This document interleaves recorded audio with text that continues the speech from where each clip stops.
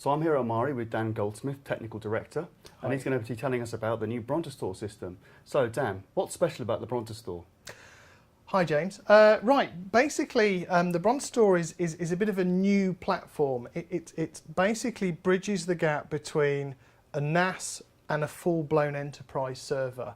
What I mean by that is that it is in the format of a NAS, but inside it is a full-blown server. So you get the benefits of each platform. So for example, I mean, this system is actually running. It's full of 3 terabyte drives, but it's extremely quiet. But it has actually all the features that you would expect from a rack server.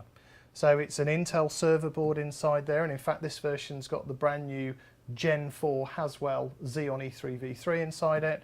It's got single or dual redundant power, it's got IPMI, it's got 4 low profile PCI Express expansion slots, so you can put things like 10 gig cards or fiber channel or whatever else in there. There are actually 12 drive bays, so there's a main set of 8 bays there, 2 auxiliary or extension bays or backup bays, and then there's 2 SSD bays in the back as well. So what's the maximum processing power and storage capacity of one of these boxes? Effectively, with the drives that are on the market at the moment, you can put 40 terabytes worth of disks in there. And what about the processors? What kind of processors can you put in there? Well, okay, so that's quite interesting. We've got 3 versions of the BrontaStor server. So this is an S3 version of the BrontaStor. This is an Ivy Bridge Xeon E3 V2. It also supports Core i3 as well, so the kind of 3200 series if you need an entry-level platform. But again, we're unrestricted by kind of temperature and stuff like that, so you can put pretty much everything in the full range. This is the E4 version. This is our enterprise version of the platform. This is really the main system that we're going to focus on because it has more features. This is a Haswell Xeon E3 V3. And so that can go up to about a 3.6 quad core. And then another system which I'm going to show you a little bit later, which is down there, which is the M5. Now the M5 is a special version of the server. It's particularly designed for media markets and 2K video processing, and that's actually got a Xeon E5 inside it. It's liquid cooled as well, and that will actually go all the way up to 12 cores as of when the V2 of the processors come out, which is coming out pretty soon. So these are custom designed chassis. What was your reason for making your own custom chassis design, and what was the niche in the market that you saw there? Okay, so this was we've been building workstations now for 18 years, and one of the things that we kept saying again and again, and it's not just in the creative industry, but where you have these small studios of powerful workstations and they need a powerful server, but also as in general businesses, it's quite typical to go into a business, you go and see a customer and you ask them about their infrastructure. They would have a little room somewhere in the back of the company, and in that room would be a rack cabinet. At the top of the rack cabinet would be 1 switch and 1 server. Because when they'd gone to buy a server, they wanted some expansion, they wanted a real server, but the only thing available to them was rack mountable.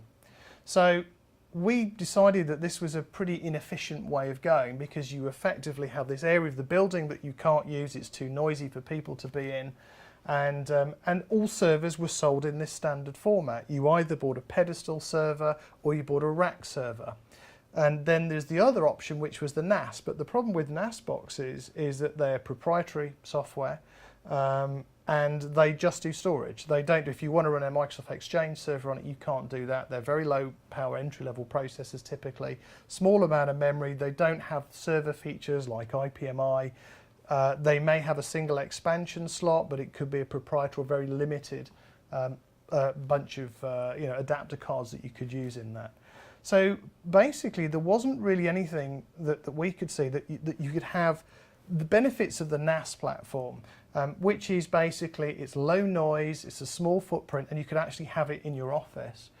But you could also have all the benefits of the rack server as well. So you have the enterprise features, the IPMI, the lots of expansion slots, the dual redundant power, full power processor inside, and the flexibility to run whatever operating system that you need. So what are some of the features that you're particularly proud of with this custom design? I think one of the main things to kind of highlight about this particular system is how quiet it is. This is a system, this is running right now. This is the E4 version, which has got the Haswell processor in it. This is a 3.6 gigahertz, so it's the top end of that range. So it's a quad core with hyper threading, so it's got 8 threads. There's 32 gigs of RAM in here, and it's got, I think this one, there's just all 3 terabyte drives in there, and it's got SSD caching, so it's got LSI Cachecade in there as well, with an Intel data center SSD drive, the S3700, caching the disk array. And it's very, very quiet, which hopefully you can possibly not hear on camera. But the idea of the platform is that, again, you can install this in a standard office. It doesn't need to go in a rack cabinet, but you're not going to lose any of the features that you'd expect from a rack server. So it's a very, very powerful platform, and of course you can run virtualization, you can run multiple operating systems. On a single system like this, you could quite easily run VMware or Microsoft Hyper-V with Exchange Server, SQL Server, and a number of other operating systems on the one system at once. So who should buy one of these? What kind of customer should be interested in it?